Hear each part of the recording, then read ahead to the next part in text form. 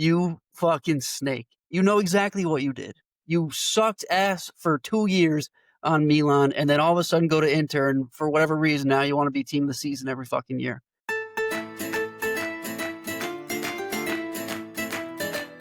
Ciao, paisans. Welcome back.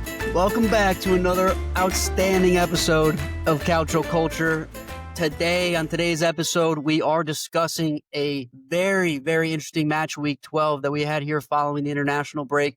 The Rossoneri now make it 6 straight unbeaten Derby della Madonninas with a 1-0 win, Allegri-style at the San Siro. Roma officially taking sole possession as Scudetto leaders after their 3-1 win versus Cremonese. Napoli defend their home turf with a convincing 3-1 win against Atalanta. A trio of draws, all variety, highlighted by Juventus dropping much-needed points in Florence. Bologna and Lazio both shut out their opponents to keep European competition in their sights. And last but not least, Como left no crumbs in their 5-1 demolition of Torino in Turin. Paisans, I am back. It's your host, Logs. I'm here with both my co-hosts. It's been some time since all three have been here, but I am here with Vos and Mats. Lads, how are we doing?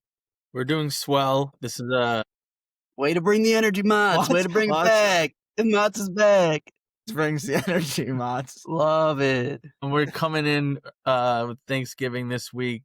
That's always good. Calcio this weekend, more of it. Gotta love it. Had Champions League today, tomorrow, and then fresh off that bonus video that Vos and I put out that you had some problems with in terms of the rankings of the 2010 midfielders. But yeah, I'm doing good. I'm excited to have the whole crew on today. Vos, how we doing? It's good. It makes sense that Lokes had to crawl out of the dark crevices of the dungeon he was in because Milan beat Inter, and that's why he's here. So that one had to happen. Could have missed this one. We're ready to go, and I think we just dive straight into it. Mats, first thing you wanted to talk about really quick, something that's not sitting well with you, I would call it.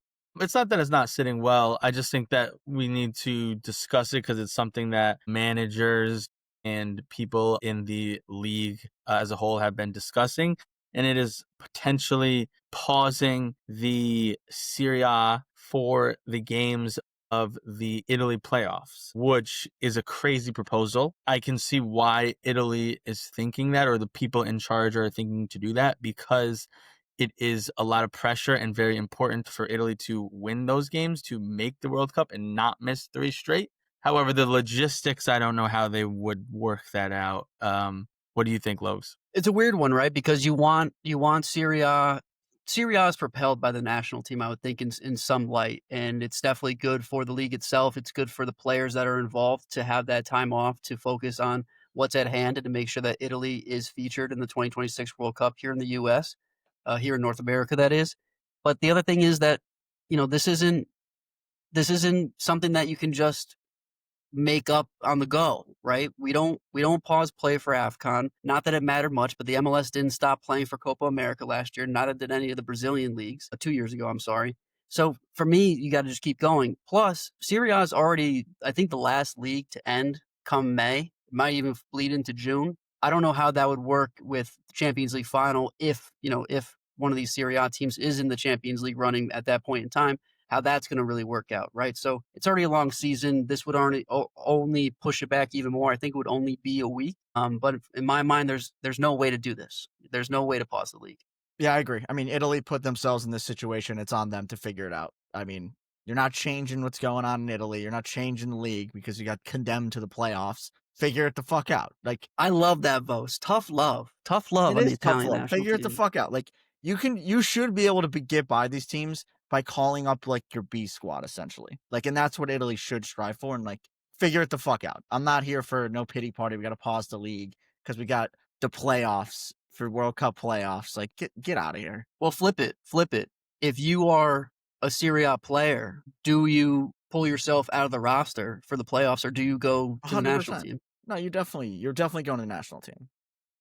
But at the end of the day, like, with who's going, it's like, they'll probably be fine without you. Like, Barella and Bastoni, and they should have DeMarco. I don't think you can say they'll probably be fine without them. They haven't qualified for 2. They're in this position because I meant in the club. I meant at club level. Not if it's and not if it's Inter playing Napoli. true. Napoli It's don't true. have that many Italians, and Inter have Barella and Bastoni as. Well, this is what we're gonna see Logue now. just If mentioned. these guys get called up and they don't want to go or one thing or another, like there's your problem. That's why you're not getting to the Yeah, World Cup. Gattuso's got a big problem on his hands going forward if that's the case. All right, cool. Regular scheduled programming here, guys. Get into Let's it. get back to the real, Yeah, the we real haven't done this Calcio in a here. while. Okay, let's start it. We are doing something slightly different. We're not leading with games. We're leading with something that I want to talk about, and that's Roma. Top of the table, 3 points clear now. 2 points clear. Sorry, I'm spacing out on that. 2 points.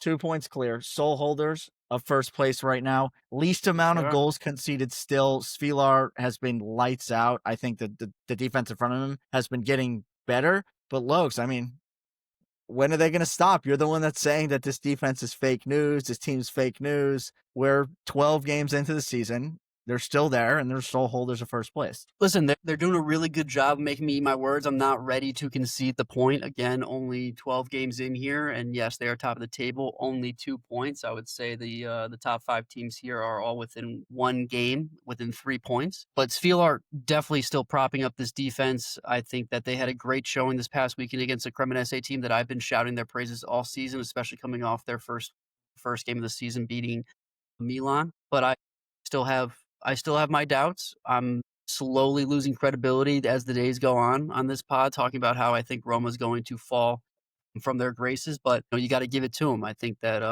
Gasperini is slowly getting his stride here. I think that the front line is meshing. I think Soulé is starting to be the star boy that we thought he was at the beginning, or thought he could be at the beginning of the season. And let's not forget that even though Wesley is a mental midget, this guy is spectacular at the wingback position. And I think very slowly creeping up into the conversation of, is he better than Inter's wingbacks? I just am impressed by Svilar. I think, Logs, you should also now finally admit that he was the goalkeeper of the year last year. He's going to be this year. I will not. But listen, this league, we've said it before, I'll say it again, is won on the best defense. It's won by the least goals conceded. You look back at Napoli last year, you look at Milan when they won their Scudetto, you look at Inter when they won theirs, and they all had the least amount of goals conceded. And so Roma leading that category, it's no surprise to me that that's why they're at the top of the table, because in this league, you go back year in, year out, that is the stat that wins you this league. Their goals are starting to come more and more. It's no longer 1-0 wins, thanks to Soulé, as Logs mentioned. I won't go too much into him, but he seems to get a goal or an assist or both in every single game now. So you love to see that. They got a goal from Evan Ferguson, which is great. Hopefully they can get their number 9s going, because then it's just going to continue to roll. And each game, I think, like Logue said, the defense is getting more continuity, getting stronger back there. And yeah, I'm very impressed by Roma. I think they're a little bit ahead of schedule, although they're really right on schedule because they're doing exactly what they did last season, right? For whatever reason, they started off so poorly, and then since December, they could not lose a game. Ranieri figured out the ship. He got them back on the course, and Ranieri did that, and then Gasperini has now taken the wheel and has just kept them on that same path, winning games, dominating games. And so the sky is the limit with this team. Excited to see where they can end up, but this could be the year that Roma win the Scudetto. A lot of games left, a lot of season left, obviously, yeah. But you have to be impressed by what they've done in the first 12. Yeah, and at the weekend, just to clear it up, they beat Cremonese 3-1. Goals were Soulé, Ferguson, and then Wesley. So big. I mean, new signings getting it done, I think, is a big part of this, and kind of big signing. I mean, Wesley has clearly been like probably their biggest signing this summer, right? Coming into yeah, he was the big signing for sure. Yeah, and he's been lights out. I mean, the big thing for me right now with Roma, like they've kind of been doing the same thing, like slowly getting better and better. But what's kind of crazy is they're getting all this done without, I would say, the bulk of the team playing well. Like in the front 3, you have one guy who's really been good in Soulé. Across like the midfield, let's just include the wingbacks in there. So you have 4 guys. Like Kone has not been very good. Cristante has been good in some games. Wesley has been good, and then Celik has been solid, I would say, on the better side. And then in the back line, you've kind of had like Indica is the only one that's been consistently good. So there's so many areas you can still point to that they're getting better. And I don't see them really slowing down. And like this could be the year that this spirals and they could actually go and get this done, I think. I'm very interested to see what happens this upcoming weekend, not to get ahead of ourselves here, but they do play Napoli, and they have shown in the first part of the season that they do not play well against the very top of this table. They did beat Bologna, and they beat Lazio on a red card, but they lost to Milan. They lost to Inter. They also lost to Torino, which is, I would say, a fluke at this point, but I would like to see them turn this 3-1 Cremonese win into a string of games, especially against the other team in the top of this table in Napoli, and really prove themselves. I think that if they can put up another 3-point performance against their co-head, I guess the next competition aside from us, that would really turn the tables from my perspective. Yeah, that's a good point, Lokes. I think that's kind of what's been holding me back. They don't really have a statement game, right? And like I think that's why we haven't brought them up again. Like they've kind of been like our second fiddle of like teams we're talking about. And it's because of that, exactly that. Like Milan has kind of grabbed the headlines because they're winning all these massive games. But Roma just like kind of been getting it done against everybody else in like not a very sexy way. I mean, similar to Milan.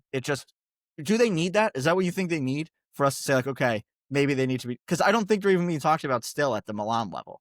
Like, Milan is a favorite, I think, in the eyes of most people above them still. That was going to be the question that I was going to ask you, too. If Roma win this game against Napoli to get all 3 points, are we officially putting them above Inter in terms of Scudetto favorites, below Napoli and Milan? Are they jumping? Are they leapfrogging Napoli and they're right up there with Milan? Like right now, I think in all three of our heads, we have them fourth favorites behind Napoli, Milan, and Inter, no specific order. With this win, do they then take a leap, or are we keeping them still at that fourth, fifth spot in terms of Scudetto favorites? If they have a convincing performance this weekend against Napoli, I have no problem putting them as Scudetto What if it's favorites. unconvincing?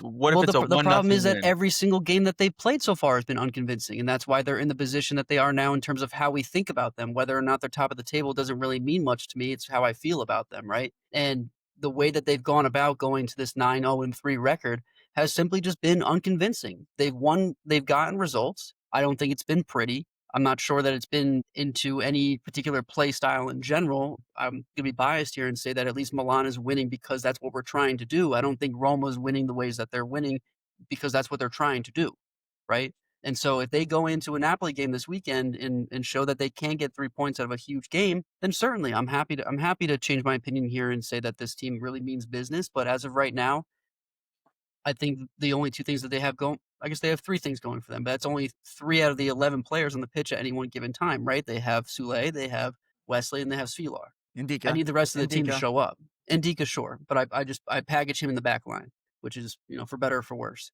All right, But Bros, again, I'm happy to reassess and give them, the flowers that they deserve if and when they go against a big team like Napoli and they show that they deserve to be in the spot. Yeah, I think they're firmly going to be my fourth place favorite right now. And I say that because they're not better than Inter. I still think Napoli's better than them. Like, if Napoli come in here and beat them 3-0, they're still going to be fourth favorite for me. Like, it's not really going to change anything. If they beat Napoli, I still think Napoli's better than them at the end of the day. And then, like, going a step further than that, the reason I have Milan ahead of them is they're kind of winning in similar ways. I think Allegri's a better win the league coach. And Milan beat them, and we beat them. Yeah, I mean, head to head, I'm not all that worried about for this purpose. And then I still don't think they're better than Inter. So it's like, I don't know. They need a statement. They need a couple statement wins, I think. And to be more consistent and more convincing in some of these wins for me to say they're leapfrogging other people. What about you, Mats? You didn't even answer your own question. Yeah, I think I'm comfortable keeping them in fourth. I think if they can beat Napoli, I don't care about the type of result. If it's 1-0, if it's 10-0, I think I'll put them over Inter. Really? But not over Napoli or Milan yet. I think they would go in the third spot in terms of the favorites for me, just because I don't trust Inter to win big games and get what needs to be done as a whole. But one thing I will say that I think Roma need to do, and if they don't start doing it, I think they can potentially start to slip down this table, and that's just rotate some of these players. Like, get some fresh guys in there. They're crawling out with these wins, which is great. But at some point, you're going to need to play the young Baldancis, Pizzilli, which we come on here every week to say rotate these guys. I do think Gasperini's doing a great job rotating the up front, right? He's playing Pellegrini, and he's getting a lot out of Pellegrini.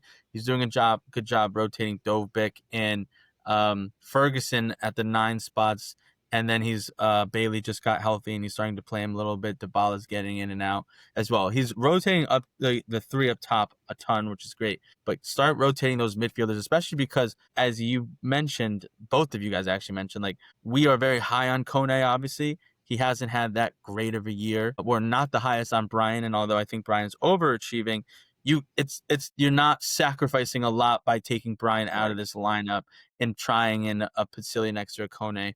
You're also in a really bad spot if you're hanging your hat on playing Brian Costante every single game. Yeah, so I think that is something that they need to do if they want to keep this pace and keep the one spot and keep 2-point, 3-point, 4-point cushion above the rest. But in terms to answer my question, I think that this win would allow them to leapfrog Inter. No matter how it happens, I'd be comfortable putting them above. I'd honestly be pretty comfortable putting them above Inter today. I'd say they're like, if we're doing odds, I'd say they're even with Inter in terms of odds. Okay, cool, interesting. Yeah, I to wrap up on your point, Mats, I think the rotation point is a really good one because I think you're right. Like, Gasperini's going to his guys, and like historically, Gasperini has been pretty, like, he gets tunnel vision and like he has like thoughts on guys and sticks to them. And I'm worried about the Pacilli one. He has 50 minutes on the season, which makes no sense because this midfield is screaming out for somebody like that. And then the other guy that I would like to see more of still is Ainaoui. I think he's been good when he's played. Even maybe using him more in the front three again to just give him a run of games, because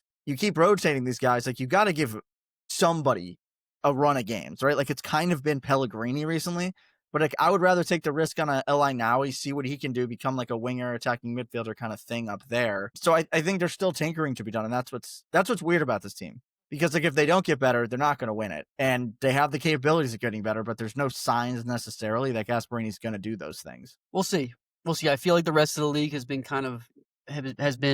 eating itself alive, and Roma's been getting a little bit unscathed. But that's what happens in this league. Yeah. I'm just saying, came like, out every week last year, and said these teams are just falling on their faces and no one is going to grab the Scudetto, and it just fell into Napoli's lap. Like, teams do that, and I know it's early on. There's still 30 games to be played, 30 plus games, but like, that's this league, low key, is they all fall on the lower level because it's a low block, hard to break down, and then some team just like that is in the conversation throughout the whole year can make that push at the end. Yeah, I mean, speaking of low blocks, maybe I think we can just transition right into our first game here that we want to spotlight, or do you want to wrap up, Lokes? No, I was just gonna say that I think I'd be hard pressed to see this Roma team make the entire season without that quote unquote statement that we alluded to, because of all the teams that we talked about that have in the past won the Scudetto, even Napoli last year, who we're saying has fallen into their lap. I mean, they had star performances from McTominay, star performance from Lukaku. That defense was elite. We talk about years past, Inter couldn't stop scoring Billing, goals. one of the most important goals of the Philip season Billing, last year. one of an absolute Napoli legend at this point. Again, I think that this Roma team will either show up and show out and have that statement win in the next couple of weeks, or they're gonna fall back into that 4th to 6th place that we kind of think that they really should be. I don't think they should be. I don't know. Don't speak for me there. I think they're fully capable of being top that 4. We, as in me, myself, and I. Okay, there we go. Thank you for clarifying that. All right, now officially onto regular schedule programming. If this is your first time listening to us, this is what we try to do every week. It's been a while because of the international break. We kind of select a handful of games that we really want to break down, talk about big storylines, and obviously the big game at this weekend was the Derby della... Oh, I just spaced out on the name. Madonnina, baby. There you go. I spaced out. AC Milan against Inter Milan at the San Siro. Inter technically the home team in this one. This one ended 1-0. AC Milan win, courtesy of a goal from Christian Pulisic. I don't think Salamaker's technically gets the assist on that one. Although he definitely... He does. Okay. He does. Salamaker's assist. I think the bigger story in this game is Corto Musso striking once again. Milan basically just did enough. They had one big chance, scored on that big chance, and that was enough for them. They had one XG, literally. Milan, on the other side of things, kind of ran into Mike Maignan on his day, and we all know that Mike Maignan on his day is literally one of the best goalkeepers in the league, like realistically a top 3 potentially. 1.92 XG for Inter, 0 goals scored though, so just couldn't get it done. And for Milan, I think the big storyline coming out of this is exactly what they want to do. Like, this is what they show up every game to do. Like, if we lead Inter, sweet. Like, they got one chance. That's all they wanted. Like, if we get it, we get it. If we don't, we don't. I think the thing that's continuing to go on and on and on, the defense is correct now. It is so good and so hard to break down. In Inter had 3, I mean, they had the penalty kick, which, I mean, we can talk about PKs and my qualms with that in a little bit, but a really weird header that Thuram had, that kind of like fluke header it was insane. And then a Lautaro volley that was kind of came out of nowhere. Maignan made a great save on that one too.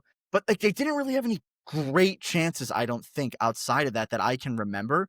And like, I don't think they did anything wrong. It was just Milan's defense is so good now. It's so hard to break down. And I think for you, Lokes, like that's something to cling on to. I don't think there's been anything over the last couple of years that Milan has done exceptionally well, and now we finally have it. We haven't done anything well the last couple of years. And so I've come on this pod even just as recent as this season and have complained about the fact that I would like to see some more offense, but I've come to terms with it, and here's where I stand. Oh, finally. And here's where I stand with it all is that we played dog shit soccer last season and got no results. We're playing dog shit soccer, which is actually just an overstatement. I don't think it's bad. It's not dog shit. It's so the fact that it's so intentional, the low block is so intentional that it's actually great. And to that end, we're getting results. So I don't care. I don't care how bad it may look from a fan perspective. From a tactical perspective, it's absolute genius from Allegri. It's getting the job absolutely done and more. The fact that we felt comfortable with Inter on the attack that entire time. That's the difference. Usually that beration, that onslaught of offensives from another team would, from a fan perspective, make you feel like you did something wrong. That's exactly what we wanted. Yeah. And so that's the really big difference over the last couple of seasons is that when we're not in possession, it's totally fine. That's exactly what we want. With that, you're going to get, the fluke header from Thuram turning into a worm. You're going to get that fluke volley from Lautaro on target that Mike Maignan has to make an incredible save for. But let's not forget that you have a goalie for a reason. You do have to make an investment in a goalie, and to having a stellar goalie like that is just part of the structure of your team. So let's not chalk it up to a randomly good performance from a goalkeeper. Mike Maignan has been a great goalkeeper over the past couple of seasons, and I've shot on him a couple of times here, rightfully so, in some performances even just this season. But that's, we planned for this. This is part of it. You want to play a low block, you need to have a good goalkeeper. That's true. And now he's linked away for free at the end of the year somehow. No, he's already out the door, but the fact that he's not giving up on it and he wants to win games for this team is showing his true colors. So I'll at least he's got to earn a spot somewhere, right? He's got to be able to sell himself for next summer. So from my perspective, the old Logs would be up in arms that we're not scoring more goals and that we're just letting teams wreak havoc on us. But this is a different feeling, and I'm very comfortable with where we stand today, even just in second place. This is Allegri ball, obviously, but what I'll say why it works at Milan here and why Allegri 2.0 didn't work at Juventus is because this Milan team is built to counter attack. I'm happy you're saying this.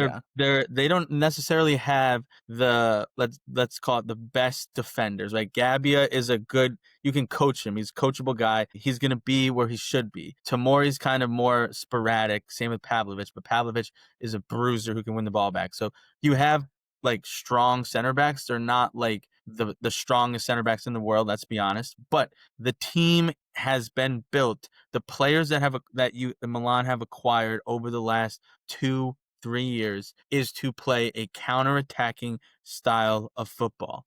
Now, that means you don't have possession a lot. And last year they didn't have too much. Last year they didn't know what they wanted to do. But counter-attacking isn't ugly football. It's just you don't have the ball all the time. But that leads teams open because they commit guys forward, and then you have a guy like Leao and a guy like Pulisic, and in this case Rabiot, who can drive and Salamakers. Let's not forget that.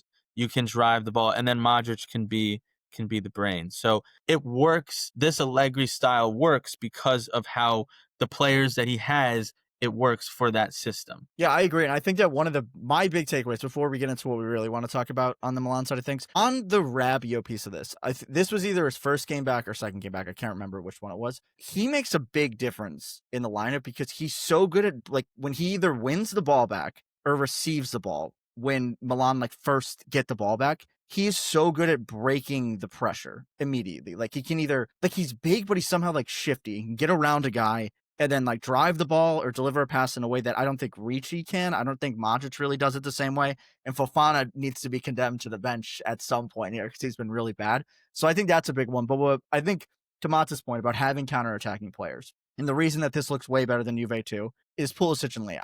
And Pulisic, once again, grabbing the headlines in a big game. He's becoming this big game player going back to last year, probably 2 years ago. But look, I mean, how important is this guy to Milan at this point? He's incredibly important. I've been singing his praises since we got him, right? He's been a 10 and 10 type of guy the last 2 seasons. He's on pace to get at least pretty damn close to that with a couple more goals over assists. But this guy is made for the spotlight. He's turned it on ever since coming over from Chelsea. He's gotten a great restart here in Serie A. And let's just quickly go back into what I'm talking about with that spotlight. 14 games since the start of the 2024-2025 season against Inter over 6 different games, Liverpool and Real Madrid in a shitty Champions League campaign last year, Napoli 4 times, Juventus 3 times. That's 14 games, 6 goals, 2 assists. That's 8 goal contributions in 14 games against your strongest competition. Yeah. I'm not saying it's a goal contribution a game, but that's the strongest teams that you're going to play in your schedule. And to consistently show up just means that he is such an integral part to this team. Part of the reason that I had a little bit of animosity towards Leao the last couple of weeks is because he had been getting so much praise coming off of his injury and for being the vocal point of our offense, which kudos to him. Showed up, a couple of penalties, a couple of great runs, setting up goals, especially the one to the Pavlovic assist. But Pulisic was not playing. Pulisic was hurt. He was not in this team. He was not in this squad. And I really do think that every time that Pulisic is he makes a concerted effort and a concerted difference the entire game, not just in spurts, which is what Leao does. And again, that's what you come to expect. I'm not saying that Leao is going to change. I'm not asking Leao to change his play style. But that's the difference between him and Pulisic is that that's going to be a consistent 90-minute effort versus maybe a couple of minutes here and there throughout the game. And on top of that, again, not to knock Leao, but if you've listened to the commentary the last couple of games for Milan, it's very apparent, and I'm just bringing up the commentary because they said it out loud, is that Leao has played his best when Santi Jimenez has been on the pitch. Santi Jimenez has been dog shit, but he's been able to create the spaces that Leao needs. Pulisic shows up. Doesn't matter who's on the pitch. Yeah, but where I'll push back against you on, yes, I would agree. Pulisic, like going back over the last 3 years, has been Milan's probably best player over the last 3 years. Where I'll push back against you, and I think where Allegri is actually agreeing with you, is take Santi Jimenez off the field to keep Leao and Pulisic on the field. Leao's role then changes. Pulisic gets to go back into the role that he was playing when he was playing with Santi Jimenez, but Leao now has to play the Santi Jimenez role and occupy that kind of middle area. So that's the one thing I will push back on, because Leao is the one that's kind of doing the dirty work. And to Allegri's credit, that's Allegri deciding I have more confidence in Pulisic to be consistent off of like the quote unquote, like, I don't know, how would you call it? Like the wing striker, right, Mats? That's how you kind of call it, / winger / striker. Yeah. And Leao has now become like the focal point. And I think he isn't great at it. I mean, is he better than Santi Jimenez? We're going to see. What I will say is I actually thought some of his movement was really good in this game. And on the Pulisic goal, Leao actually made a run, took a guy out that gave Salamakers the lane to run into. So I think that is something we're going to have to watch, because Leao isn't in this, if this is how they're going to play, he's not really the end result guy. It's Pulisic. And like Allegri has constantly made that this consciously. Well, I think that's partly because Leao in his career has almost never been the end result guy. I mean, does he get assists? Yes, but he's never really getting consistently 10 goals a game in the Serie A. He's more of an assist guy, and Christian can be the one to put it home or score the goals. So that might be why Allegri is thinking that. But you make a good point, Bose. I mean, this is the first time that they've played, that they've started together and played, 60 plus minutes together. So it is still very early on in the chemistry that they could potentially build. I really do believe that Pulisic, if we have to pick one, I'd rather have Pulisic on the pitch at this point over Leao, which I don't think is a crazy hot take at this point. And no, I think he's earned it for sure. I would agree with you. Like, he's earned it. He was a guy at the beginning of the year. He got hurt. Leao was doing well, but I think Allegri just like, he just has faith in him now. And like, that is the most important thing to Allegri. And I'm going to quickly go back on what Logue said in terms of it doesn't matter who's on the pitch for Pulisic. He'll be running for 90 minutes. Leao does it in spurts. And this isn't groundbreaking stuff. Everybody knows this if you watch the Serie A, if you know Leao. but it goes back to mentality, leadership, and I'll even say the nation of which Christian plays for. He's the captain of that squad. They are Logan's wearing the jersey. The U.S. is a much smaller nation in terms of soccer. They've just been put on the map, and they've been put on the map by Christian. True. Leao, on the other hand, is not Portugal. He's got players all over the place. He can just be Leao and like this crazy good dribbler and just create a chance out of nothing that Ronaldo or someone will put home. Christian has to do everything for the U.S. He has to run. He has to create. He has to score. And he takes that same mentality and does that for Milan. And that goes back to how some guy can have all the talent in the world, but it's about your mentality. It's about your approach. It's about how you play every single game, every minute of every game.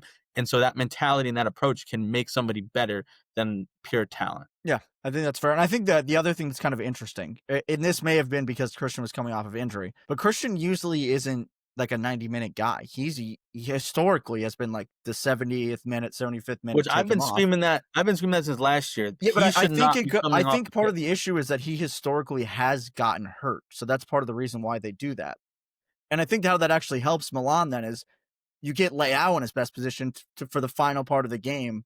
And Leao never runs out of energy because he never really runs. Yeah, so you basically get the injection of Leao for the last 20 minutes or so in his best spot, which I think helps. And like just to wrap on Milan before we do jump on Inter, the one thing that I want to like talk about a little bit is there a way in an Allegri system where you're gonna get the most out of them?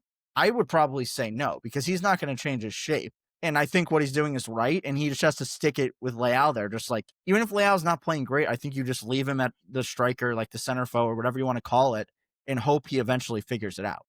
You're not going to get the best out of both of them at the same exact time. Again, you said you nailed the... You need a 4-3-3. You have to play a 4-3-3 to do that. Or a 3-4-3, which I don't love a 3-4-3. We'll talk about it in a little bit, why it's working for some other teams, but I don't love a 3-4-3, especially when you need to play Modric. He's not going to be able to cover the ground that you need from a two-man midfield. But at the same time, one game a week here, you can rotate when you need. They don't necessarily need each other to play. True. But I think that they at some point, they will be able to prop each other up. It just hasn't happened yet. Give them some time. But all this just plays into our favor that we may not need to buy a 9 in the winter window. I think it would be helpful, but maybe we don't need to. I think we have, if Santi Jimenez comes back healthy and Nkunku stops walking around the pitch the entire time, then maybe we do have, a front line that works and makes sense over a one game a week season. Nkunku is not good. No, he's been pretty poor. Mats was right about his work ethic. Logs, that is exactly what I was going to say. You don't need both at the same time. You need it kind of goes back to what I talked about with Juventus last episode or 2 episodes ago. You just need 1+1. Like one of them on one game a week. I need one of you to be your best. Right. I don't need both. So it can alternate. It can be Pulisic one day. It could be Leao one. It could be Christian in the first half and Leao in the second half. You just need one. And then you can park that bus, defend, and then win the game. 3 points is 3 points. Yeah, 3 points is 3 points. And I mean, they're the two leading goal contributors right now. And I think that's going to have to be that way if they want to keep this up. And I mean, there's no sign that it's going to slow down yet. So that's Milan. On the Inter side of things, I don't really have too much to take away from this from an Inter perspective. You guys may disagree with me, but for this one, kind of the notable changes to the lineup that I do just want to highlight. The only big one I would say is Carlos Augusto playing right wing back. The reason I like to point that out, out of necessity. Dumfries. Right. I thought you said left. Yeah, right. So I the reason I point that out, he was invisible, and Dumfries has kind of been in and out of the team this year. I think that's significant at this point, especially when you go back to his output offensively last year. Maybe that's part of the reason why they're not playing as good. I mean, and they're still losing these big games, yes. But at the end of the day, they created the opportunities to win this game and at very least draw it. But they missed a PK and they missed their chances. And once again, losing a big game. They cannot win big games. This year, they lost to Juve, Napoli, and now Milan. That's not a winning formula. That's not a winning mentality. Yeah, formula. Exactly. So why does it keep happening, Mats? Because we've been talking about this, and you have some fresh thoughts. You have fresh thoughts because we've been talking about this every single week for a year and a half. I have a hunch, and I feel like I might have said it on another episode, but I don't truly know if I have. So I'm going to explain why. And I think it goes hand in hand with why Italy cannot qualify for the World Cup for the last 2 years and maybe, or the last 2 cycles and now maybe the third. And that is because Barella and Bastoni, as world class as they are, and we come on here and we rave about them, they are not the leaders who win big games or win the amount of trophies that they should. Because with Inter for the last 5 or 6 years have been the best team with the best players in the Serie A, and they have 2 Scudettos and a Coppa Italia and 2 Champions League losses. And I think it's because of their mentality, and it goes right back to what I was saying about Christian. Christian's got a better mentality. He's a better leader. He's hungrier. He is locked in for the full 90 minutes. We see Inter unplug. We see Inter fall asleep. We see Inter lose semifinals. We see Inter lose finals. And they're not learning anything. It's the same thing every week. How 80th minute goal, or they don't win a big game. And that, to me, comes down to the players in your locker room and the leadership. And their best players are Lautaro Martinez, who is primarily on Argentina a substitute bench player, so I'm sure his voice isn't the loudest in that locker room. Barella and Bastoni, who are the leaders on the Italy team, if you think about it, they're the best 2 players, and they don't win with Italy. And Bastoni wasn't even in the team that won the Euros. He might have been a bench player, but literally got no minutes because it was Chiellini and Bonucci who were the real leaders of that team, and the reason why, the heart and soul, and probably the reason why Juventus or Italy won that Euros when nobody thought that they would. Barella was in that team, but he wasn't a leader, right? Jorginho and Verratti were the leaders of that midfield. Barella was just a spark plug that they had. He was a young guy. So I think, and really, I think, obviously Inzaghi was able to win a Scudetto and have that amazing year, but really they've underachieved. And I think the one person that they didn't underachieve under was Antonio Conte, and that was because he was the leader and he was the voice in the locker room to drive these guys forward, and he knew what was needed. And then when he left, it was Inzaghi, it was Lautaro, it was Bastoni, and they all didn't know. And that's why, yes, they did stumble upon one, and I don't want to call it stumble because they dominated. But when you dominate, you don't really need to win these big games because you're beating every team. I guess they did obviously win big games, but like when it comes down to the nitty gritty and it's close and you need these points to win a Scudetto and you don't know how to do it and your leaders don't know how to do it, that I think is why it's Bastoni, Barella, Lautaro, the leaders in the locker room. Unplug, can't lead. Well, I want to talk about Barella for a second in that light because, you go back to what you just said about Antonio Conte and that team. Let's not forget that team had Romelu Lukaku, who had all the experience in the world. I'm thrilled that you're saying this. This is what I want to talk about. Milan Skriniar, who was an absolute beast on that back line and certainly the captain of that back line at least. And let's not forget about Handanovic, who was the captain for I don't know how many years. And then the other Arturo Vidal was in that locker room. Like when you think about mentality, those guys are mentality. They don't have anybody like that. Like when you talk about like dynasties, Juve winning all those titles, like once you win one, you either have that mentality to go and keep doing it or you don't. All those guys had it and they're no longer there. And to your point, Mats, these guys do not have that. Right. And I guess, to continue on the Barella line here, so you move on from those guys, right, who would naturally be the succession to the captaincy after Handanovic, but it doesn't go to Barella, who's been now the longest tenured player on Inter and who has been a key player for Italy for many, many years, but has not been the leader on Italy, like you said. The captaincy ship, when Handanovic wasn't in net, moved to what was Brozovic, and then passed over Barella, went to Lautaro / went to even Hakan at some points, right? I think Bastoni's worn the armband, but Barella has never worn that armband, and I think there's a reason behind it in that he's not mentally there, and he's not mentally driving this team. And for a midfielder who's been core to this team for this long, you have to be part of the mental battle, and he's simply not. And it's shown over the last couple of years more so than the past. But you're slowly losing heads over the years that I think Barella should have stepped up into this spot and hasn't, right? Maybe Bastoni will at some point, just being the fact that I think defenders have that kind of that blood. They have it in their veins to be that leader, and especially in the back line, starting for Italy and whatnot. If he hasn't done it by now, he's not doing it. Bastoni hasn't done it, and Barella just has had every opportunity to do this over the years, not only for Inter, but for Italy, and hasn't. Bastoni's had the same amount of opportunities. And I'd even argue both of them, and I said it in my rant, they both shut off. Like Bastoni, as world class as he is, and as much praise as we give him, you can go back and see his poor defending or his poor decision making or things that he does specifically that lead to goals that Inter give up in the 80th plus minute. He shuts off. He's much like more consistent, I'll even argue, on the ball and going forward as a center back than defensively. And I'm obviously super high on him, but they shut off, and that's got to be mentality, leadership, hunger, all that. Yeah, it's crazy Yeah, because I mean they're one of the oldest squads in the league, but then you could say that they're one of the most immature as well. Yeah, and 100%. having Kivu in there, like Kivu he really can't step to these guys because they're gonna be like, who are you?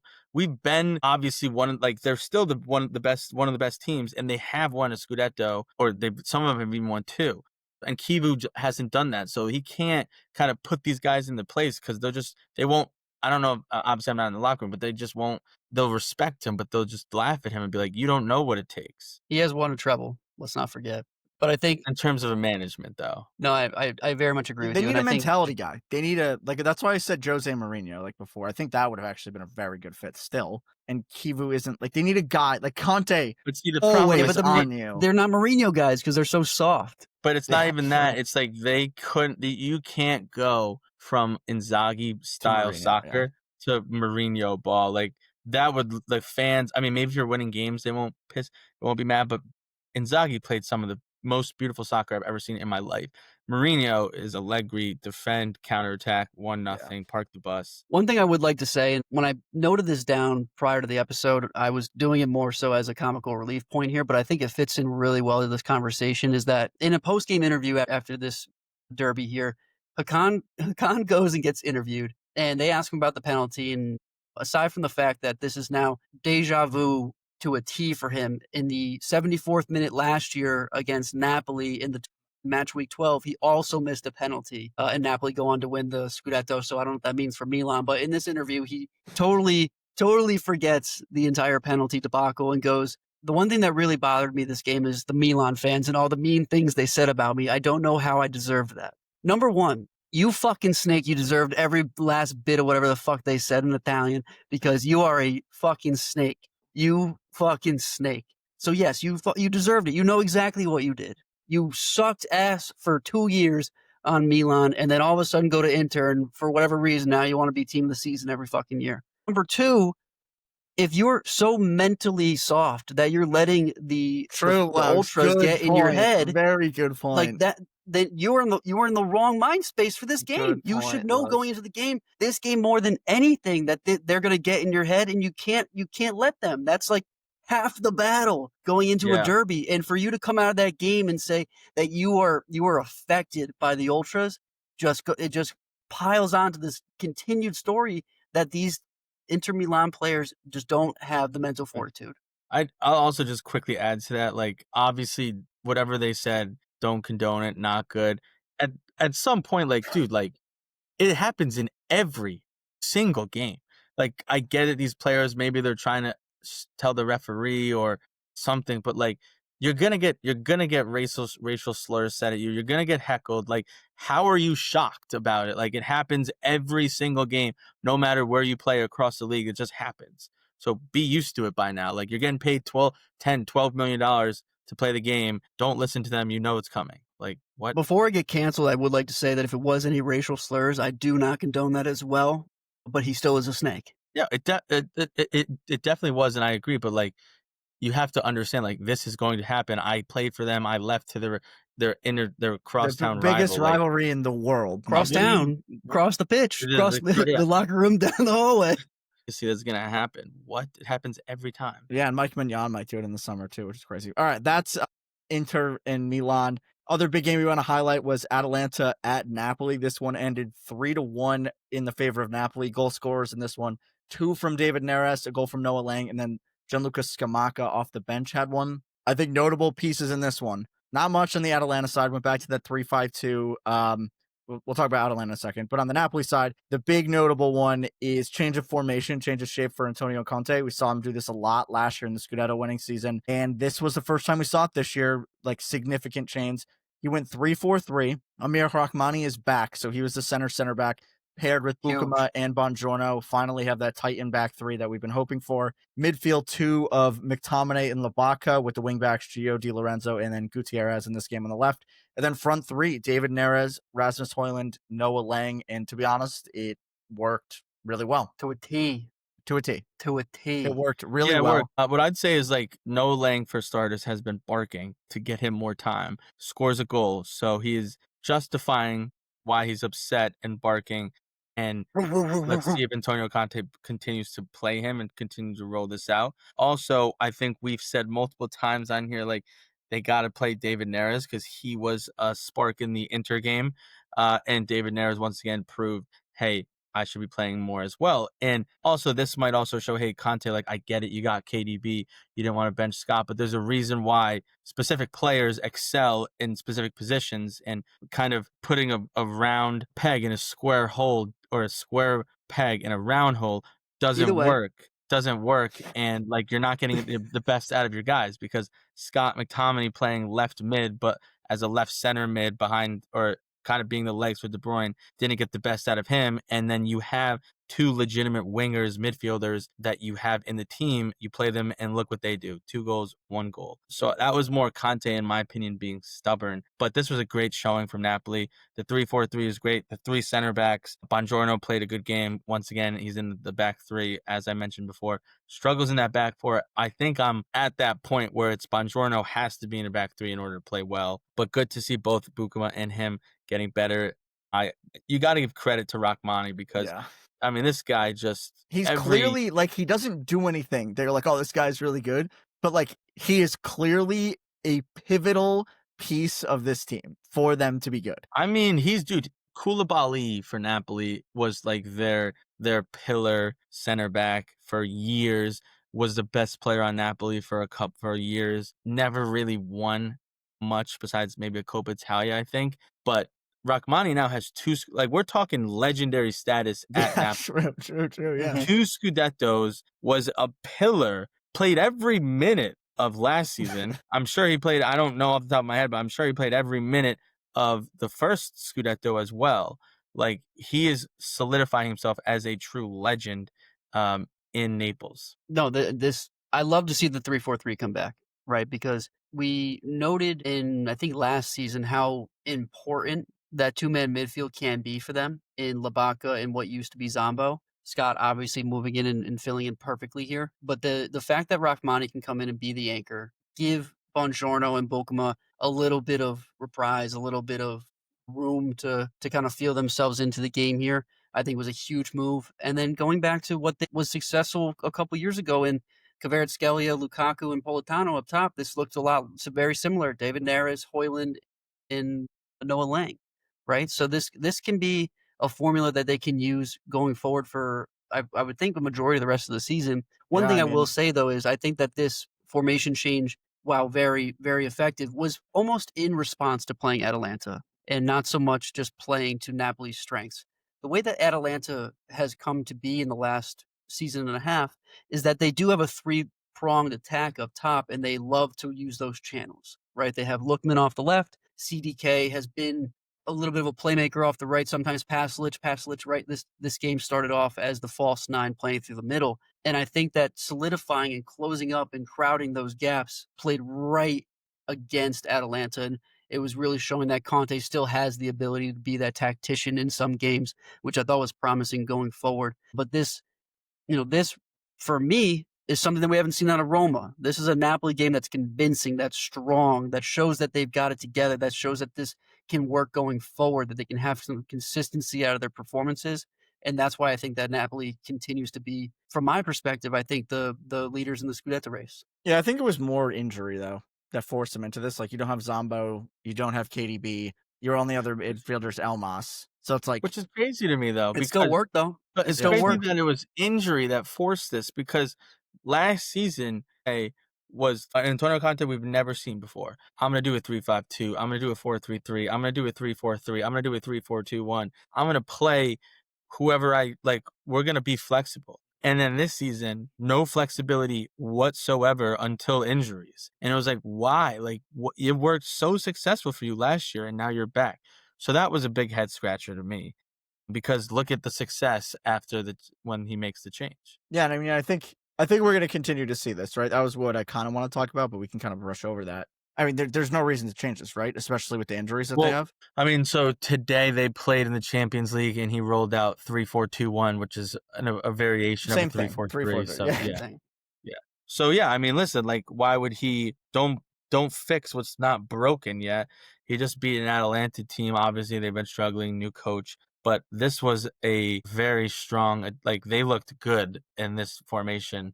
Hojlund, Yeah, but Hojlund was really good too, as like Hojlund a was link-up really player. good. He had an assist in this game, but I mean, he is very, very good, very good. It's like he's back. Like, this is what he was at Atalanta. He was this good, and now he's back. He's doing it again. Well, Manchester let's not say he's United, back. It was like- one. I think this was one performance. No, but he's scoring No, goals. he's been great. He was hurt. He was really good before his injury, and he just came back, and now he's really good again. I will say that these injury woes for Napoli continue to be a huge concern, and Yes. for them not to be able to rotate McTominay and Lubaka is a little bit concerning. I know Lubaka did it a couple years ago, played every single game again with Zombo. I think Scott can be the Zombo for an extended period of time. I'm worried about Lubaka's legs. That could be the Achilles heel here. I agree. If They need to bring rolling somebody those in. guys out. They need to buy somebody. I would love to see them bring somebody in. Why wouldn't they? They're in 3 competitions still. Yeah. They've been performing well in the Champions League, even to the dismay of Conte, who probably hates. Now they haven't been playing well in the Champions League. I take that all fully back. But they are They won today. in right now. Yeah, they're in right now. Well, Karabag was undefeated up until today, so they beat an undefeated Champions League team. In any case, they're going to be in 3 competitions for as long as we can tell. They need to bring in some reinforcements, and I think that would be a huge miss over the January window if they don't. Yeah, I think they're definitely going to bring somebody in. I don't think it's a question of if they do. I think it's more like, what are you looking to bring in? You know what I mean? Because if you're De Laurentiis here, you kind of need to bring in a major starter. I don't think, dude, like, they spent 130, 150 million in the summer. Last year, Cavada left. They brought nobody in. I wouldn't say it's a for sure we're bringing somebody in the wintertime. I think that what they're going to look at is like Kevin De Bruyne is our January signing because he's probably going to be back around then. I don't know if they're going to necessarily like 100% totally bring somebody in. I think it would make sense too. Like, you're so close to like winning again. Yeah, why risk playing so thin if you don't need to? Yeah, and that's the question. Is if they can. But I do disagree though, Bose. Lukaku's injury was 3 months. He did it in like September, October. He's about to come back. Kevin De Bruyne, I don't think their front line's the issue though. It's Zombo being hurt and KDB being hurt. And Billy Gilmore. Yeah, Billy Gilmore, yeah. And for what is their duration of their injury? Like how? Zombo's out. Zombo's missing AFCON, so that's a couple of months. KDB may not be back in January. KDB's out for a while too. Yeah, and I don't know what Billy Gilmore's injury was, but even still, like KDB coming off of an injury doesn't bring me any sort of reinforcement. Yeah, that's why I think like you might have to drop like 40 mil on a guy like to really put yourself in a good situation. Because like if Lobotka gets hurt, I think you can manage that if Billy Gilmore gets healthy. But if McTominay gets hurt, you are fucked. Cooked. Yeah, I mean, but that's like obviously like if we can go through the list of every team and if we have but I think the difference with that is they're all injured and now like but you're in a position here to like prepare for that though. That's what I think. And like you can try to get creative and get Thorsby or Thirstfed from SAS or Friendrip or you can just go let's get a fucking Titan. Like we kind of need one anyway. Honestly, go to Fiorentina. Fiorentina's gonna be on a fire sale and they got 1 million midfielders. Get Beans. Go get Beans. I mean, Antonio Conte could just threaten like, "Hey, I'll quit right now if you don't," because he was ready to quit last week, and now he's back, and it's a roller coaster over there in Naples with Antonio Conte and ADL. So who knows? That's why we love it. All right, we'll flip it to Atalanta. Let's talk about Atalanta. Yeah, because this was a Palladino. Like this was a big game for Palladino. I think this was his first big game. This may have been his first game. Period. This was his first game. Yeah, first game. That's what I thought. Okay. Second. So he went back to the 3-5-2. It was it second? No, he got appointed. He got appointed during the break. Yeah. This was his first game. 3-5-2. Didn't tinker. He went with Pasalic, Lookman, CDK up top, and then the rest of the team business as usual. I would say. I wouldn't really say anything notable there. So I think that tells me 2 things. Number one, he isn't really in a place to Doesn't know the team yet. Yeah, doesn't know the team and isn't in a place to be tinkering. What goes in his favor in this one is I think everybody played bad. And I mean literally everybody. I thought Bellanova was really bad. I thought Honor was really bad. I thought Jim City was bad. Honor was terrible. I thought Lookman was really bad.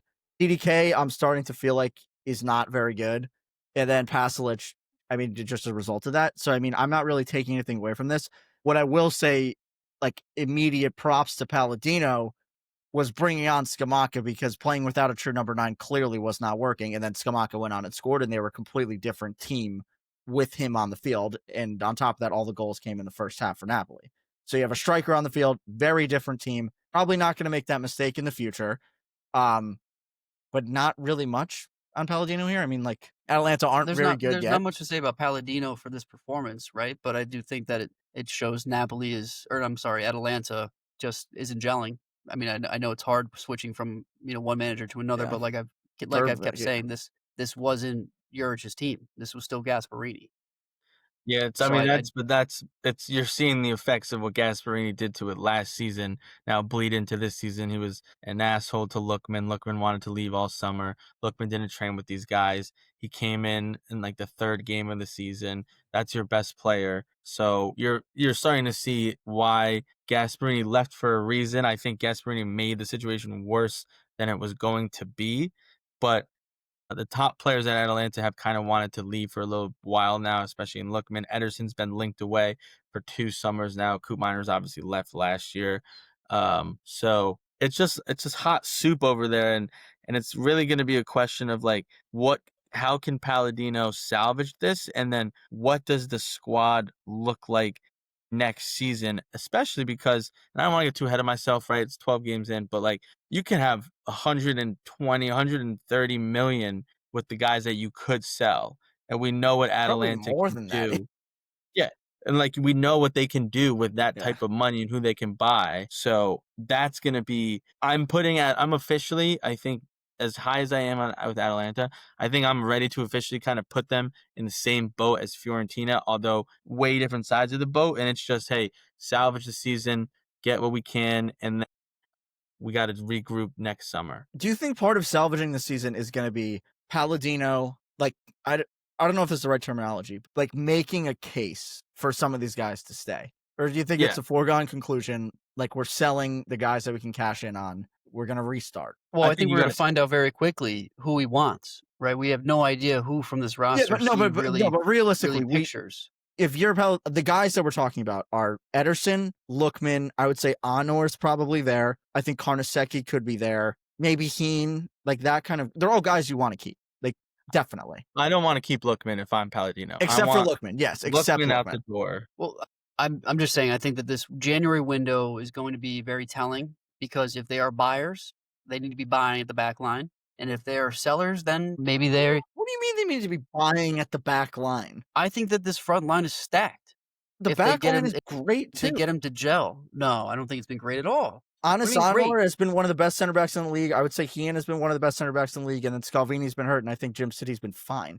And Casuno's been fine, too. They've let up 14 goals in 12 games. Yeah, but I don't think it's on individual performance necessarily. I'm not going to sit here and say this is a bad defense. This is a defense that got better from last year. And Scalvini's been hurt. I mean, if Scalvini comes back, I would love Scalvini to come back and play well. I think Jim Zitti's not very good. I think Hien's their best defender by far.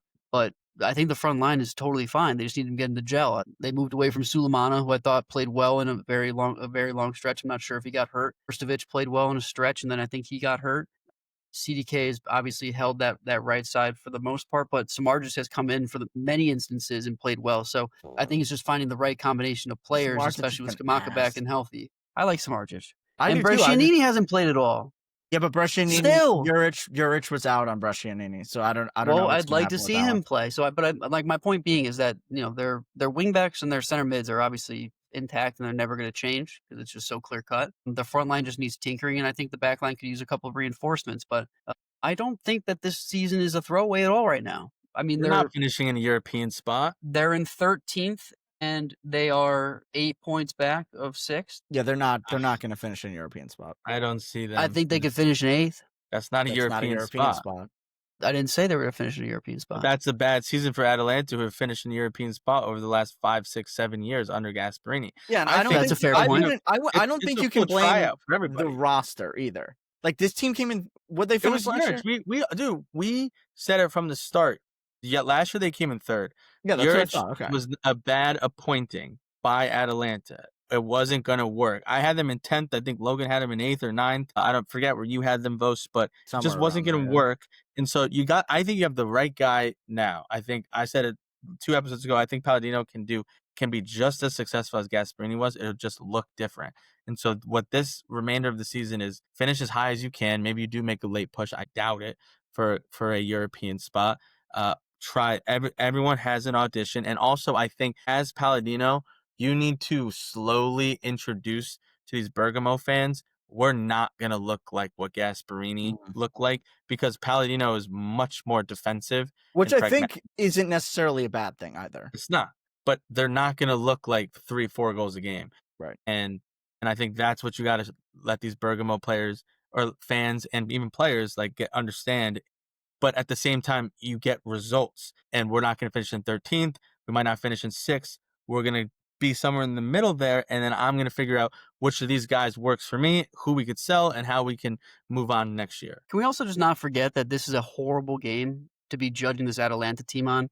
It's also his first game as well. Yeah. You get thrown into the fire. Palladino first game thrown into the fire against Napoli, who played one of their best games of the they season. were nasty. You're playing against a top 3 team, arguably the best team in the league, on their best day, and that's your first game. I'm holding all my opinions on this team until further notice, because I don't think that this is a fair game at all to be judging what this Atalanta team can be, and to be 12 games in, 8 points back of a European spot. I'm not having it. I think this team can turn it around. What's turning it around? I think that they can be in a European spot. I said it. Not happening. But again, I'm holding my opinions. I may have shared an opinion by accident, but I'm holding my opinions until further notice. All right, keeping it rolling. One other game we want to talk about a little bit here, kind of our third highlight. Juve at Fiorentina. This one ended 1-1. Goals from Kostic and Mandragora. The Mandragora one was an absolute banger. Banger! Kostic was very nice as well. It was both outside the box. Yeah, Kostic was good too. But on the back of this game, Fiorentina still without a win. From a Juve perspective,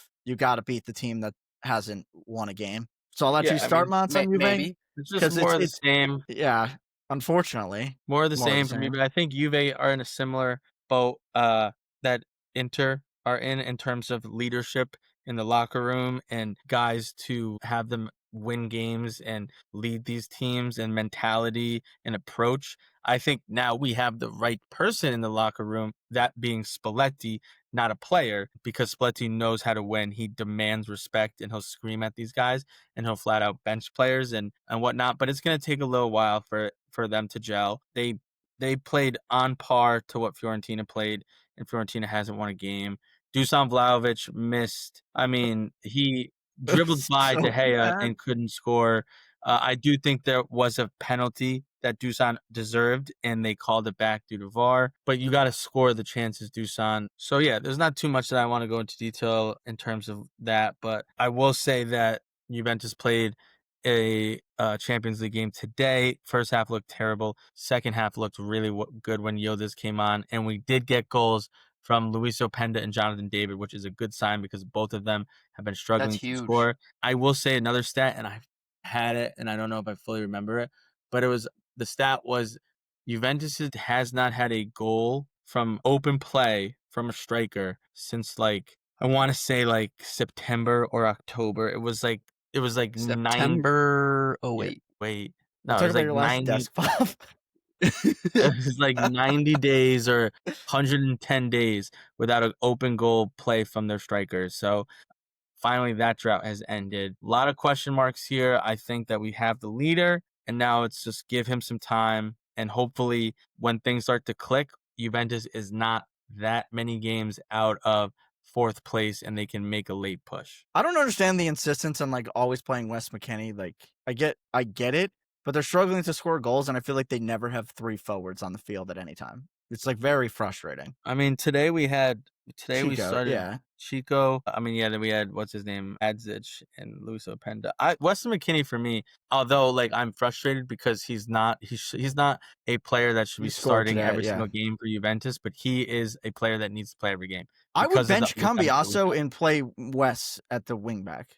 I think you play West wherever and Yeah. he'll be good. I just think part of the problem is they're not scoring goals. So, like, just get more attackers on the field. Like, it's an obvious solution. I really think it's obviously the goal scoring, but where I see the hole every single game that I watch is if you just there's nobody that wants the ball in the middle of the pitch. They're all aligned outside the pitch. Yeah. There's no one in the middle, and we have to just go north and west, and it's But just that was the problem with Allegri 2.0 that you used to bitch about all the time. and it's never changed. Locatelli. It's I never mean, changed. I think part of the issue is Locatelli. Like, and I think he's been I think okay it's this two-man year. midfield. But Locatelli just is never forward thinking at all. Never. He passes loves to play in the forward. back line. He might as He well just be a passes center back. forward. He tries to play progressive passes, but like I think it's just the two-man midfield. Juventus is not. Thuram and Locatelli need to play in a three-man. We need a third, but there's a lot of problems. I hope Spalletti can figure it out. Do you This want season, Do you want him to just go 4-3-3 and just like roll it out there? Because I think would love long term that. he'll do that. I would love a 4-3. I'm so out on this 3-4-2-1. But I Yeah, remember I hate it. when Matza left, I said I was so out on a 4-2-3-1, which essentially is a 4-3-3. It's tough to watch this team. Mats, do me a favor, man. It's killing me how apathetic you are about your favorite team, about something that you're so passionate about. What do you want out of this season at this point? Every single time that this team rolls out, it feels like they don't have passion, and you don't even have passion for them. As one of the biggest Juventus fans of all time, what does this team need to do? This team needs to finish in fourth place. Like, that's what I want, but I don't think it's going to happen. What they need to do is they need to get creative in the final third. There's no creativity. They don't have a creative player on the field other than Yildiz. I agree. They need, you know what? Kolo Muani is what they need. All right, moving on. We gotta go. Fiorentina's side of things. First real game for Vanoli, I'll say, like having time with the lads. He went to his classic 3-5-2. I liked what I saw. I mean, not really the game to get your first win, but I mean, a draw against Juve, I don't think is a step in the wrong direction per se. I think there were some positives in this one. I thought they played bad. I thought both teams played pretty bad. There was nothing I would point to 100% that I loved. I guess what I did like was the two-man striking combo of Keane and Piccoli worked a little better this game. I thought they tried to exploit Coop Miners going over, Keane going on that side and trying to run at Keane him. Killed him. So I liked that, kind of recognizing let's not get overly creative and just let two big boys go do big boy things up there, which was good to see. They were pragmatic. They weren't over creative, which is what I expect from Vanoli, and I think that is a step in the right direction. The other thing basics. Yeah, exactly. Basics. The other thing that I was a little bit surprised about, which I loved, was Vanoli trusting in some young guys. So Soam started in this game, and then off the bench, he brought on Fortini, Indoor, Vitti, and then I always forget how to pronounce this guy's last name, Coadio. And Parisi started partially out of necessity because Gozens wasn't available. Right. But I would take that as a positive, trusting your young guys in big games, and then putting guys in the right situation to just succeed. I mean, playing a good midfield three. Long term, I would like to see a way Gudmundsson gets into this team. I'm not sure that's going to happen, but this is like a Palladino one. This is a hard game to judge Vanoli off of so far, but I like what I'm seeing, and it's kind of what I expected. I mean, you're biased, so let me at least tell the Paisans that I agree with you. And I think that what this team needs is, again, what I just said, what I just kind of butted into your whole spiel there is back to the basics. They all know how to play soccer at a very high level. Let them play soccer, right? Let's not get too crazy. Let's ease into this. Juventus is daddy for Fiorentina. You're just the farm team, and you took it to them. 1-1 draw, first game here at home. That's all you can expect. That's all you can ask for. And, that this is how you ease back into trying to salvage this season, coming off of being in 20th in Serie A. What I will say is flowers to Mondragora. I think he is the most underrated long shot in the entire league. This guy has bangers every single time he scores. If you haven't watched them, just go to YouTube and look at his compiled history of absolute bangers. This guy has got a boot. But I think only good things to come from Fiorentina here. Just keep it simple. That's all you can ask for. They've got I'd Atalanta piggyback. next, which is fucking tough. I'd piggyback that real quick on. He might be one of the most, or if not the most underrated midfielder in the entire league. He is their goals. He is their assists every single year. Engine. You know, he's also ex-Juve. Yes. Every team, every player has been at Juventus at one point in time. I'm not mad that we don't have him on our squad. He's an older guy. Like, we had a good midfield at the time when he was there. But yeah, obviously I knew he was ex-Juventus. All right, breaking us through some other games. Genoa at Cagliari, always a tough matchup there. As we always say, 3-3 shootout. Big changes for Genoa, the Daniele De Rossi era, right?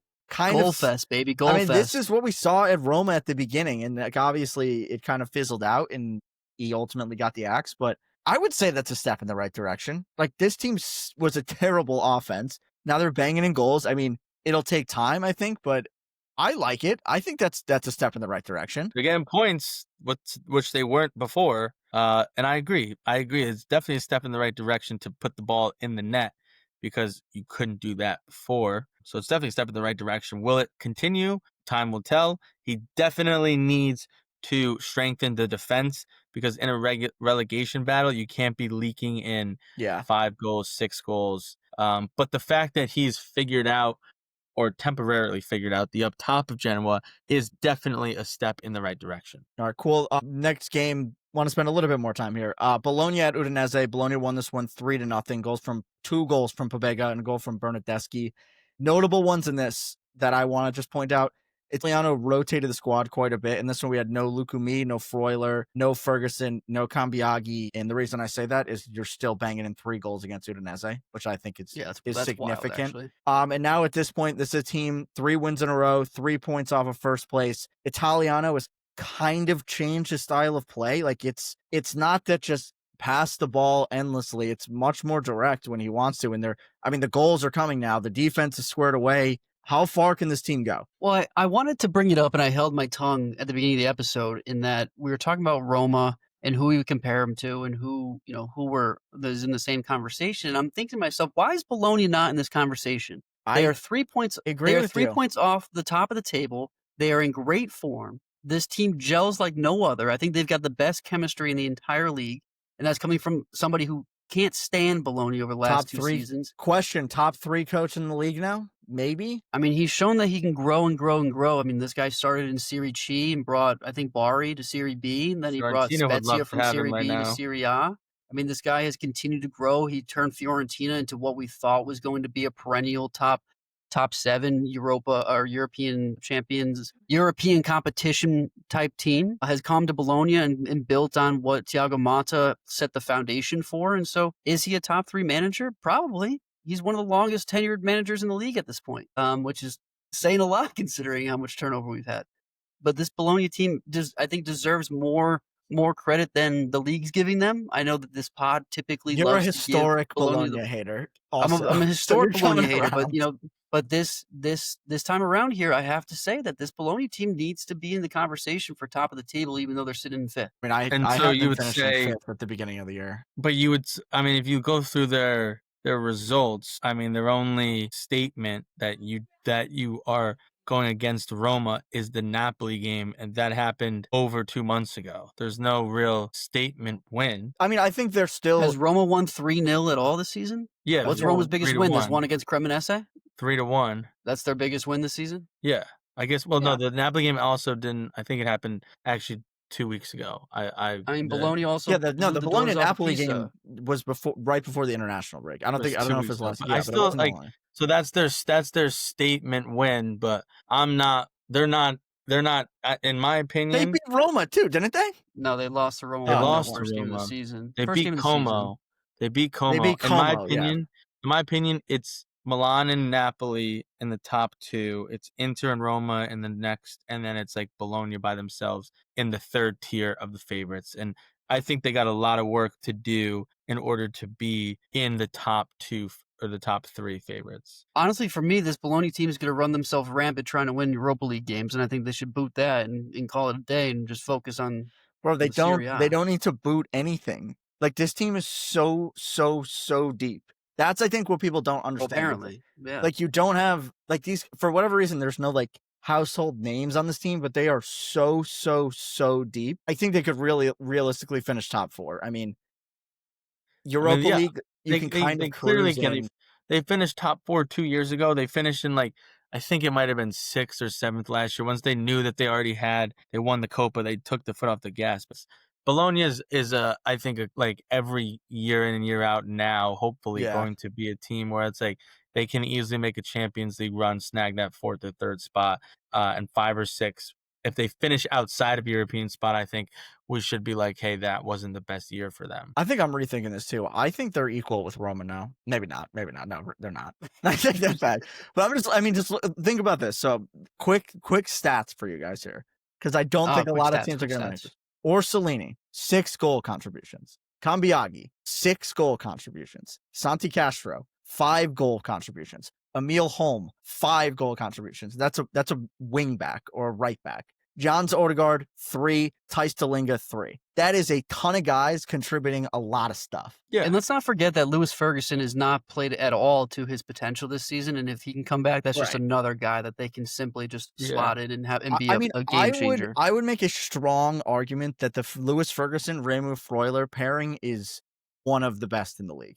They don't do anything. But how do you define one of the best? Are we talking top 3 or are we talking top 6? Because we're talking top 3, I don't think I'm going to agree with you. I think that is a better two-man midfield than Roma, not Inter, not Milan, not Napoli, not Napoli. No. So I would say they're top 4, top 5, yeah, which is right where they belong, I guess. They're fantastic. And then just to parlay those stats that Vos was relaying off, they also have the 2nd most goals scored and the 3rd least goals allowed. So they score a lot of goals. They don't allow a lot of goals. However, once again, I'm confident.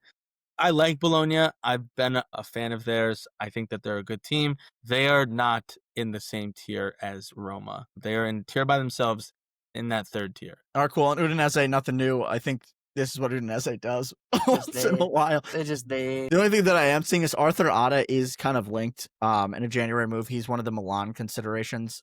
I'm not sure if that would make a lot of sense, but that one is now up in the air. All right, Parma and Verona. Verona, the other team, still without a win. They lost this one 2-1.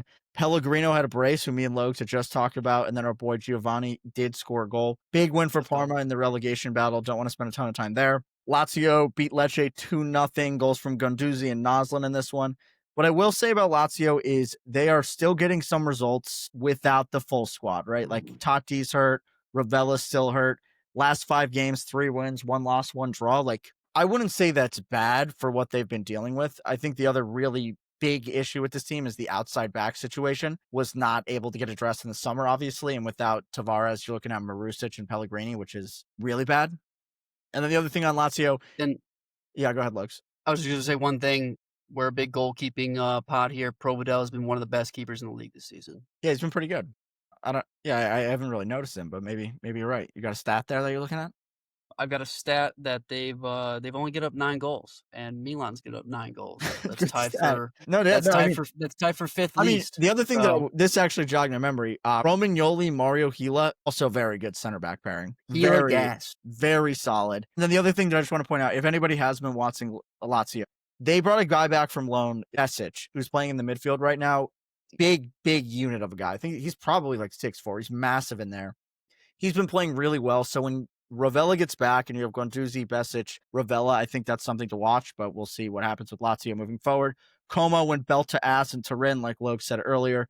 5-1 in this one. I don't have the goal scorers pulled up, so somebody talk about Como, please. Well, Nico Paz once again shows up in the score sheet. Joseph Adai with a brace. He has shown that he is going to be a good player for time to come.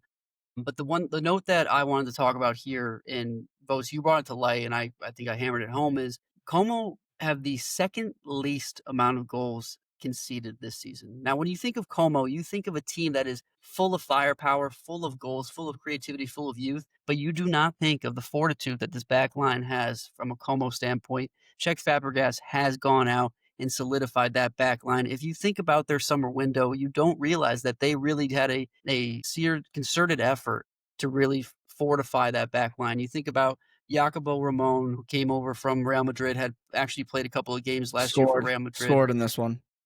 scored in this one, but played a couple of games for Real Madrid, just given injuries over there. You think about bringing in Diego Carlos, who was a great player, both in La Liga and in the Prem for Aston Villa, had done a short stint in the Saudi, was brought back in for this season, has been very good. And then let's not forget about Stefan Pasch, who played for Bologna, has been a very good player in Serie A for some couple of years. So this Como team is doing it on both ends of the ball, on both ends of the pitch, I should say. And I don't think that that's going to change. This is a strong team. They're currently in sixth, and they don't look like they're going away. I'm cool. On Torino, I just want to bring it up. Might be jumping the gun. Baroni hot seat.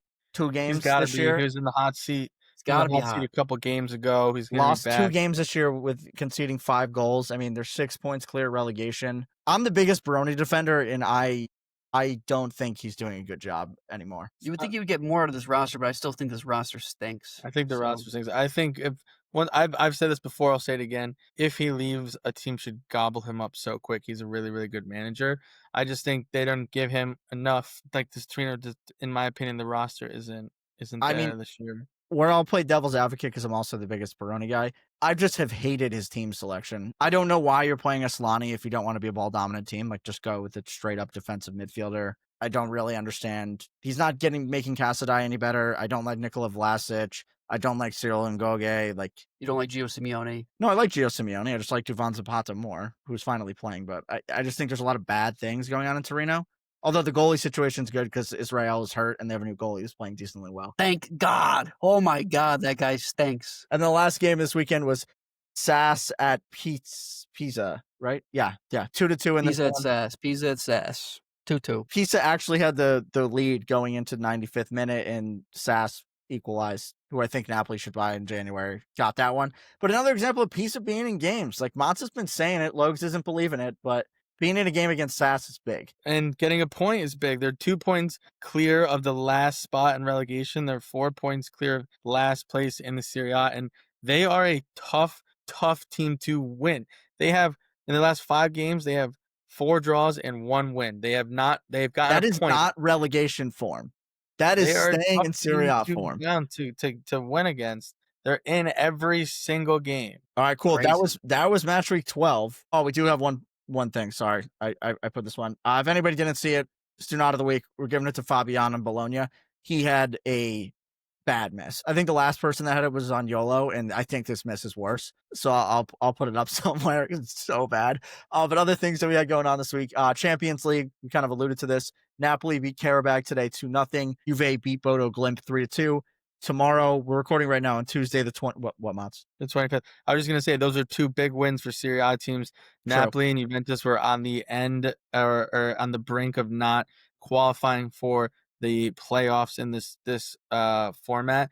And it didn't jump them up a large amount on the table, but it did jump them up in the table. So they are in right now, and if they can continue to get results, they will make it to the next round. All right, cool. The other Champions League games going on, the 20th. Atalanta at Frankfurt, Inter at Atleti, and then in the game. Yeah, that's a sick game. And then in the Europa League, we've got Midtjylland going to Roma, and Salzburg going to Bologna. The Bologna game is big. They're in the last spot right now to qualify for the playoff or for the next round. And then in the Conference League, we've got Fiorentina hosting AEK, who is a Greek club from Athens, and they're in pretty good shape right now in the Conference League, if I'm not mistaken. I'm pulling up the table. Sorry. We do have match week 13 coming up, and match week 13 brings a whole new slate to bet on. So here's what you can bet on. We've got Sassuolo going to the lake, going against Como on Friday. That's a sick game. That is a sweet game. Sweet game. Udinese is going to Parma. We've got Verona at Genoa. Let's see if Genoa can get a dub there. Cagliari is going to Turin, playing Juventus. Lazio visiting the San Siro, playing AC Milan. Milan now with 2 back-to-back games at the San Siro. Torino is going to Rome, playing Lazio. Inter is going you did to something wrong here, brother. Why? Is it all backwards? You have Lazio playing Milan and Torino playing Milan, dude. Come on. Torino's playing Lazio too. Can't give me the prep. Give me a second until I can figure out who Torino's playing Lecce. Oh, it was Lecce. That's probably why I forgot. I didn't want to play Lecce. Torino is going to Lecce. Inter is going to Pisa. Fiorentina going to Bergamo, playing Atalanta. Biggest game of the weekend here. We got Napoli also going to the Capitale. They're playing Roma. And Cremonese on Monday is playing the hottest team in the league in Bologna. And you know what that means, Paisans? We get to gamble. And that means we got the Coppa di Luna. Colby. What I will say is Colby is starting to heat up again. We've been good. We went 2-1 last week. Me and Lokes hit. You can't, dude. obviously. The Colby. In order for us, or for you to say the Colby is heating up, we need to go 2-1 like 4 weeks in a row. Yeah, it's heating up for how poor we've done. We're gonna hit this week. Yeah, but so this was our first pick since match week 10, because we missed 10 and 11. So since the season has started, we're 2-1. Okay, I like that math. Really I like that math. I like that 2-1. 2-1. So let's go 3-1 here. Or 3-0. We won 3-0, Mots. Yeah, 3-0. Well, I thought you meant 2-1 in terms of the last week, but that was on me. Let's go 3-0 here. I'll kick it off here. I'm going with over 2.5 goals. I've been writing this all season, and I'm not changing, even though I tend to lose every week. But I think this is the week where I get back on track. Call it the Ranieri effect for Roma. This is where Mats gets back on track with the Colby over 2.5 Como Sassuolo game -105. Lokes, you go. Love that pick. I just tried to steal your pick because I hate my pick looking at it, and I didn't realize that was your pick. But I love that pick. But I guess I have to change my pick. In any case, I've got Inter. I'm going to continue the hate train on Pisa. I think Inter rebound here. We got Inter spread -1.5, -110. I think there's a bunch of value there. Inter is away. It's an away game, but I think with the leaning tower of Pisa in the background, a little bit of a shadow, Inter's gonna shine in the darkness. And I've got Atalanta money line. They're playing Fiorentina. Taking it. I don't love it, but the Palladino revenge game. I know, and it's tough for me because I want Vanoli, but I just feel like it's a better situation for Palladino to get a win than for Vanoli to get his first win in Bergamo. Atalanta. Yeah, that's a tough game for Vanoli to go into. Yeah, that's not a good one. So we got Atalanta there. But that wraps us up here, guys. We'll be back next week. Happy Thanksgiving, everybody. Low, bro, we got the hold on. Get back to the Colby 1 second. Hold on. Paisans, listen. Vos doesn't know how to bet the Colby. He doesn't bet the Colby. He doesn't bet the single legs. This is how you do. You bet all the legs. You bet the Colby. You win some dollars. This week we got a very conservative Colby. You bet all 3 legs all together in the parlay. You're getting plus 529 odds thanks to DraftKings. That means you put $100 down, you're getting 629 back, and that's how you pay for Thanksgiving dinner. As Vos was about to say, happy Thanksgiving, Paisans. For those of you who celebrate, for those of you that don't, it is another Thursday going into the weekend, into match week 13. Hey, if you don't celebrate it, doesn't hurt to celebrate it anyways. Just like you bet the Colby, you just celebrate Thanksgiving. It's just what you do. In any case, Paisans, thanks for listening in. It's been a long episode, but we covered a lot. This was a great episode. You know where to find us and interact. Let us know what you think on all the socials: X, Instagram, YouTube, TikTok at Calcio Culture FC, and on all your favorite streaming services where you're listening right now, Spotify and Apple Pods. And with that, I have the pleasure that I haven't had in so many weeks. Mats, take us away. Paisans, thanks for sticking with us. This was a really long episode, but like Logue just mentioned, I think we covered a lot. This is a great episode. Can't wait for next week. Paisans, as always, do not be a gagoots, and Forza Calcio Culture.